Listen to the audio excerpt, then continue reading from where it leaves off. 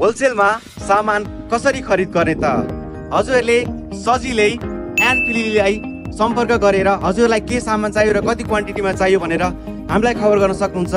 साथै हामी लन्च भएपछि हाम्रो नेसनल र इन्टरनेसनल होलसेल सप्लायरहरूले पनि आफ्नो प्रडक्ट र स्याम्पल र यति युनिटको यति पर्छ भनेर कोटेसन पठाउनेछन्।